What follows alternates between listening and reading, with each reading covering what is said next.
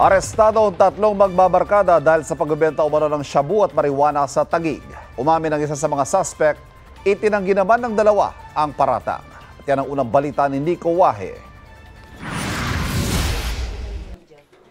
Sa loob ng kulungan na magiging tambayan ng tatlong magbabarkadang ito matapos silang maaresto dahil sa umunoy pagbebenta ng marijuana at shabu sa Barangay Tanyag, Taguig City. Habang nagkakandak tayo ng patrol dito, mobile, bumaba po yung ating mga patroller para check ang mga eskinita sa pag-implement ng ating city ordinance. May nakatawag ng pansin po yung ating amoy ng isang tao na nagsisigarilyo, which is marijuana pala. Nagkaroon daw ng habulan matapos tumakas ng sinitang lalaki.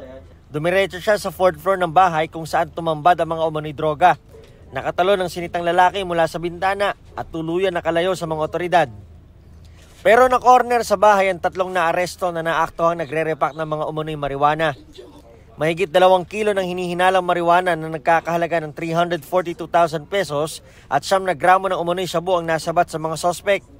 Mayroon ding 3 marijuana oil na nakalagay sa mga cartridge na nagkakahalaga naman ng 7,000 piso bawat isa.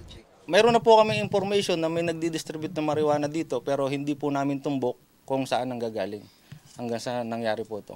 Siguro isa lang po ito sa distributor ng marijuana dito.